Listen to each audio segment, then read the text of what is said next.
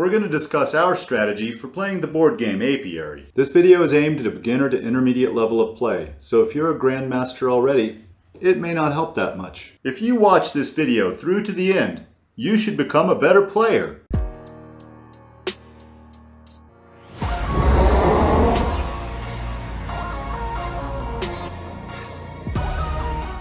Stop joking around. I know you've got some 10-move opening all planned out. Drop the goods on us. Not really. This is a very tactical game. I couldn't comment without knowing what factions and tiles have come up. There are certain plays in Apiary that work very well, but you won't know what play to run until you see the board. The most straightforward play is the big build. When in doubt, fill a spot on your hive mat. When your hive mat gets full, acquire a frame and keep going. Why is that a good idea? Consider this frame. If you put 4 tiles here, you get 8 points. Plus the tiles themselves should be worth 4 points, so that's 12 points in 4 turns, or 3 points a turn. That's a decent fraction of what you need to score in any given turn. Plus you get 2 cards, which should be worth something. What do you mean by what I need to score each turn? In a typical game, you'll get 20 to 24 turns. And you need 100 points to beat a good player, so that's 5 points per turn. Your early turns will score less, so your later turns will have to score more. But I'll spend some turns gathering resources or getting more workers or retrieving my workers. I'll barely fill my hive mat. I won't have time to fill any frames. People often fill their hive mat plus a couple frames. You see, this game has a secret. What secret? It's not like board games have tragic love affairs in their youth. Not that kind of secret. You see, Apiary isn't as limiting as it looks. Tiles and cards and strength 4 Bs give you a lot of extra actions. You can build a lot more than you think. But building requires resources. Where do I get those? Try to pick up resources as you go, from placement bonuses, cards, even the tiles themselves. There are discounts available, and they may reduce the cost of some tiles to nothing. You can actually string together a surprising number of advanced turns. Still, you'll need some resources, which you'll get with the Explore action. If your faction starts with few resources, exploring will be your first job. It's particularly good if you can grab a great Explore token. While I'm picking up resources, which ones are most important? You don't need to build a huge number of farms, and wax can be hard to get. So pollen is the primary currency of the big build strategy. If you have 2 pollen, you'll almost always be able to build a blue recruit tile. And most of these tiles are helpful in one way or another. You're not suggesting we play recruit tiles willy-nilly, are you? Start by reading the available carvings. If monoculture comes up, consider building your farms to take advantage. If research comes up, consider building development tiles. Recruit tiles are easy to build, so everyone should notice when delegation or emissary come up. If everyone notices them, I bet they'll be hard to get. In a minute, we'll talk about how to grab the first carving, but let's talk about farms now. Farms have 2 primary uses. First off, they give you extra storage spots. For the big build strategy, you'll want a couple extra places to store pollen, fiber, wax, and honey. Secondly, farms generate income when you retrieve your workers, and that's our second play, farming points. To farm points, you need 2 or 3 farms that generate either points or Queen's favor. Why only 2 or 3? Normally you'd have 2 to 4 workers, and you don't get income from workers that hibernate, so you'll rarely activate more than 2 or 3 farms at once. Ideally you'd get 5 points each time you retrieve, so you need primo farms to make this work. Sometimes my workers get bumped a lot, especially with 5 players. What if I don't retrieve that often? If you can get 5 points when you retrieve, then use the landing area and retrieve whenever you can activate your farms. If you can't get 5 points, avoid retrieving and recapture those turns to do something else. It's almost always a good idea to build good farms in a solo game or a 2-player game, but at higher player counts, you'll have to assess it versus other options. What about these crowns?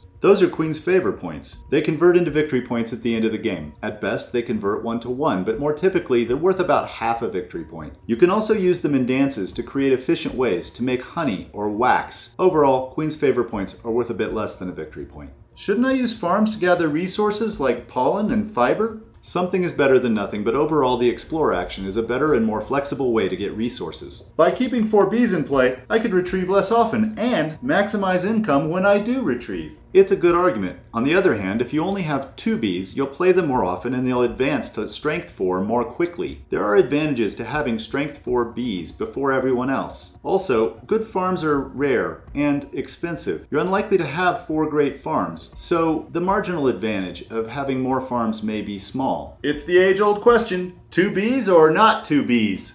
But seriously, Is there ever a reason to build more than 2 or 3 farms? Perhaps you want more storage, or perhaps you're just filling up frames. If you can build farms quickly and cheaply using tiles or cards, these small benefits are well worth it. If there's a carving I want, how do I get it before anyone else? Carvings are often the biggest scoring opportunity in the game, but they're hard to play because you need both a strength 4 worker and honey. Or bees. Honey shouldn't be hard to get. Get it? Be hard to get? Be that as it may, there aren't that many places to get honey. You can get 1 honey in the hibernation comb. There's 1 development tile that provides honey. And there's 1 recruit tile that reduces the amount of honey that's needed. Otherwise, you have to go to the convert action and pay 3 resources to get a single honey. It would take me about 3 explore actions to get 6 specific resources, and then another action to convert them into honey, and a final action to grab the carving. That's 5 turns. 5 turns times 5 points per turn is 25 points. Can I make 25 points on a single carving? Occasionally, but 12 points is more typical, so carvings are a bad idea. There's a cheaper way to get honey. If I place a strength 4 worker on convert, I can teach a dance to make honey cheaper and then use that dance up to 4 times. That's 4 honey, which is enough honey to buy 2 carvings. 1 turn sounds better than 4, and since I taught the dance,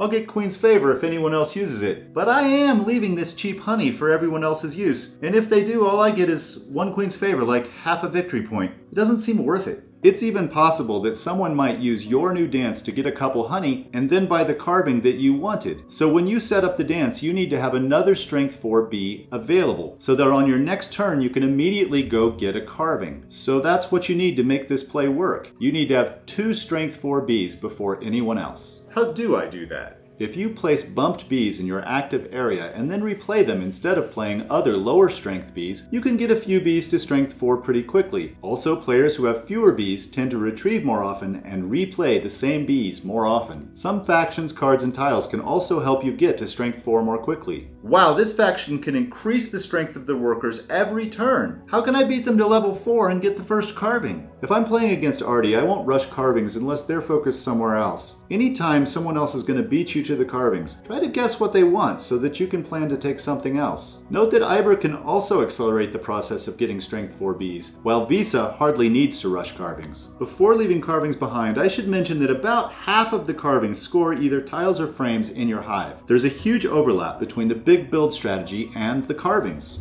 There seem to be a lot of good actions for strength 4 bees. I guess I'll need a lot of those. When strength 4 workers are retrieved, they hibernate. When the hibernation comb is full, the game ends. There are only 4 spots in the hibernation comb per player, so it stands to reason that you won't get to place more than 4 or 5 strength 4 workers in the entire game. You have to spend your strength 4 actions very carefully. Suddenly, using a strength 4 bee to teach a dance for cheap honey doesn't seem so cheap. You're right, it isn't all bad to let someone else make the cheap honey dance and just use it. I bet I can get more strength 4 actions using cards or by placing the right tiles. Exactly right. In fact, I think it deserves to be called out as its own separate play. Get more strength 4 actions. Any effect that allows you to retrieve workers without aging can also be used to pull back a level 4 worker before it hibernates so that it can be used again. Also, there are tiles and cards that directly activate level 4 actions. What about exploring with strength 4 workers? It depends on what planets have been exposed and what you need. You'll need to pay attention to the strength 4 actions on the planets. How often do you use the research action at strength 4? I like to use it late in the game to plant cards. If you have a decent card, you can plant it under your board and get another selected card at the same time. Or sometimes you might even just go fishing and plant whichever card is best. Do you ever use a strength 4 worker in the advanced space? Yes, imagine the game is drawing to a close, and you can play a big scoring tile that also completes a frame. These are some of the biggest turns in the game. Don't miss them just because you have to play a strength 4 worker. And the 3 extra points don't hurt. What about these reddish tiles? Is there a play that uses these? The play is called Spam Developments. If you get some wax, you can play these red development tiles. These tiles typically offer more points than other tiles, and they have a one-time benefit that's typically tantamount to getting an extra turn or even a couple extra turns. If I spam developments, I'm gonna run out of wax pretty quickly. There's a farm that gives you wax income. There's a recruit that makes development tiles cheap or even free. Finally, there are developments that give you wax, which can lead to a hive mat full of development tiles. You'll be surprised how many development tiles you can play if you get the ball rolling. Some of these are really great. Look at this one. You can plant 2 cards at the same time. It usually takes 2 strength 4 actions. Do not underestimate the power of the wax side. What about these blue tiles? Is there a play associated with these? The recruit tiles are part of every play we've discussed. In fact, if you want to know what play might work, you should start by reading the recruit tiles. Even simple tiles like this one can be the basis of a play. If you have this tile, the research action basically comes free with an explore action. Usually research is a high-risk play in the early game, but with this tile, it becomes your best bet for gathering resources. There's another research tile that's probably even better. You could call this the draw a bunch of cards play, but it's all based on these recruit tiles. Without these recruit tiles, you'd be better off to get cards from placement bonuses or comb bonuses or exploration tokens. How should I play the cards once I draw them? Don't pile your cards in a huge pile and then play them all on your last turn. Wrangling a hand of a dozen cards can slow this game to a crawl.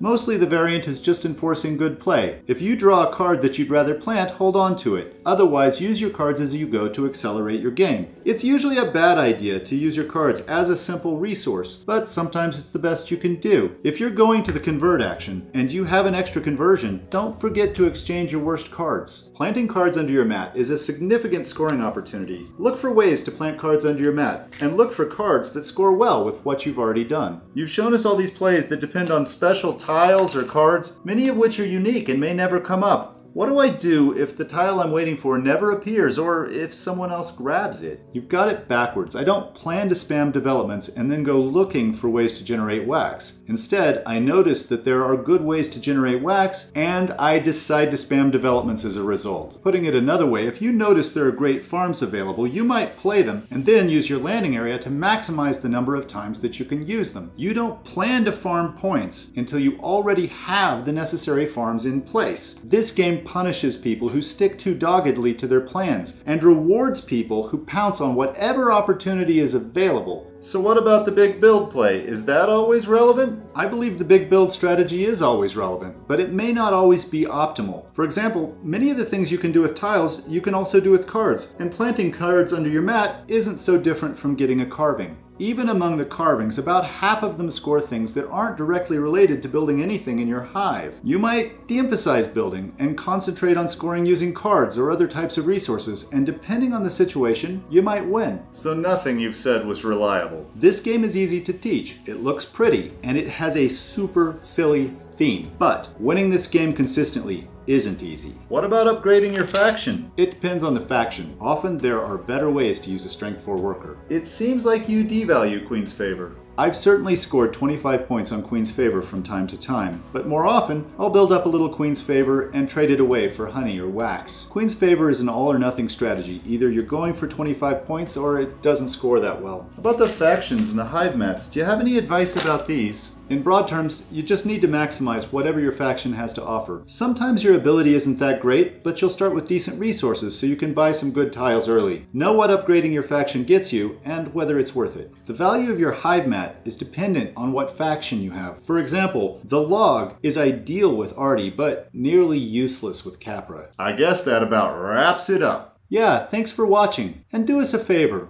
Watch for low-flying space bees. We don't want to lose anyone out there.